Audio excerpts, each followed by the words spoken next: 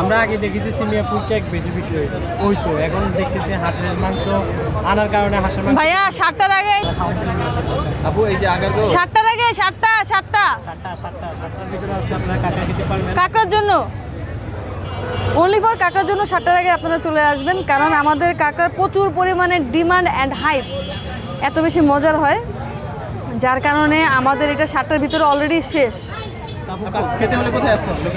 আর এই সুস্বাদু কাঁকড়া খেতে হলে চলে আসতে হবে আগারগাঁ নতুন রাস্তা পরিসংখ্যান ভবনের পাশে সোনালী ব্যাংক এটিএমের বুথ আছে, বুথের একেবারে সামনে, যেখানে সুস্বাদু কাঁকড়া বোনা পাওয়া যাবে, হাঁসের মাংস, গরুর মাংস আর চিটাগাং নোয়াখালী ফেনীর ঐতিহ্যবাহী পিঠা খোলাজেলি পিঠা, যেটা আমরাই প্রথম তুলেছি। আচ্ছা আপু আপনাদের বাড়ি কোথায়? আমার বাড়ি ভোলা। রহিম ভাই, আমি কমেন্টে অনেকজনে জিজ্ঞেস করে আসমা আপু কতটুকু পড়ালেখা করেছে।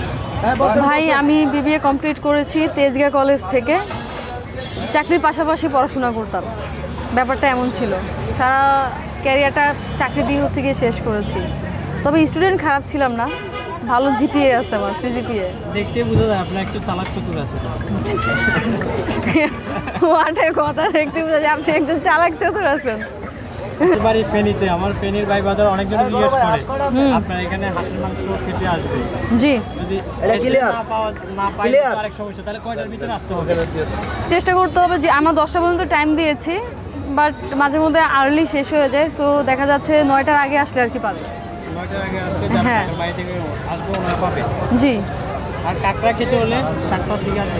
কাঁকড়া খেতে হলে 7টার আগে আসতে হবে। আপু কাঁকড়াও যেহেতু তাড়াতাড়ি শেষ হয়ে যাচ্ছে, তো কাঁকড়ার পরিমাণ কেন বাড়াবেন নাকি? হ্যাঁ, কাঁকড়ার পরিমাণ বাড়াবো, আজকে রিস্ক নিয়ে হচ্ছে 4 কেজি নিয়ে আসছিলাম, সো নেক্সট হচ্ছে গিয়ে টার্গেট বা কোয়ান্টিটি বেশি থাকবে। ওইখানে বানানো